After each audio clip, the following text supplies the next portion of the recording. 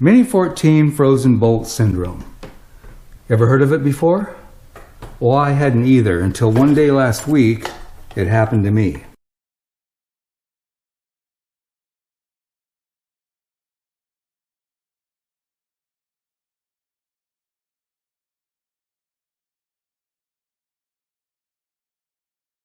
So let me explain what happened.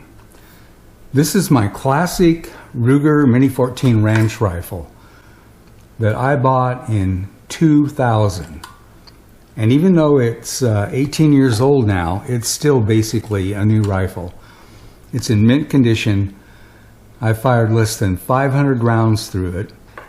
And I realized that I hadn't shot this gun in 7 years. So I went to do a safety check, opened the bolt, and there was kind of a problem. It was frozen shut. I mean, this thing would not budge at all. Just never experienced this, ever.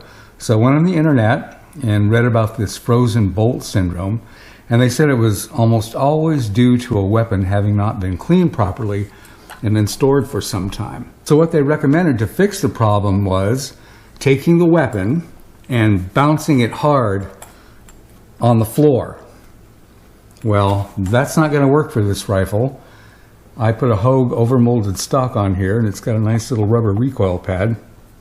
And I'm not into bouncing weapons off of anything, especially one that already is scope mounted and sighted in really, really well.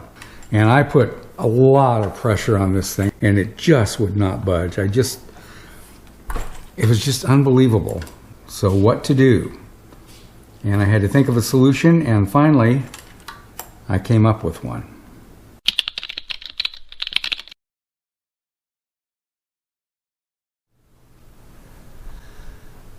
I measured the surface of the bolt handle, and as you can see, it's kind of curved. And I went out in my garage to look for the perfect tools to use to strike that bolt handle with as much energy as needed, yet not ding anything up.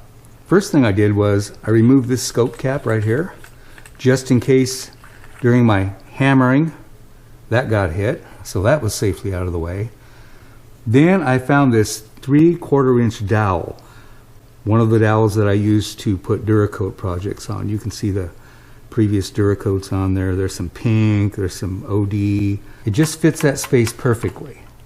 So once I had that worked out, I got myself a nice piece of flannel rag from our rag bag. Then I placed it right in the bolt handle. Then I took my little gunsmith hammer using the nylon side, and I hit it. I had to whack this several times, and then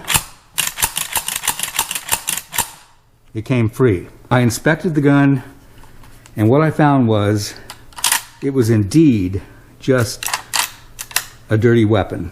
I'm going to show you what caused my MINI-14 frozen bolt syndrome. Hopefully you can see that gold sparkly looking stuff in there. That's all brass. They kind of melted and welded together and welded that bolt in place after 7 years. But that is the cause of it, and it's something you do not want to happen to your MINI-14 or any other rifle. And especially not in an I need this rifle to work right now type circumstance. You know, the irony of this is, the one time I took this little gun hunting was deer hunting around here, and that was about 8 or 9 years ago.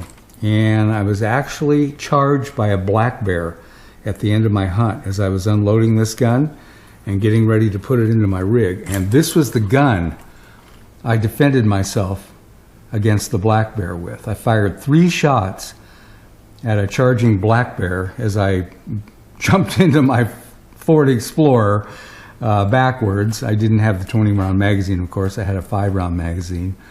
But I blasted 3 shots at him twice, almost at point blank range. I don't know how I missed him, or maybe I didn't. We never did find any blood. And then as he turned, he wheeled and 90 degrees and ran away.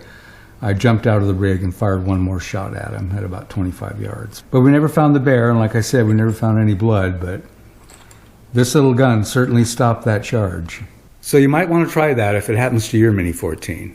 As for mine, it's working pretty damn good right now.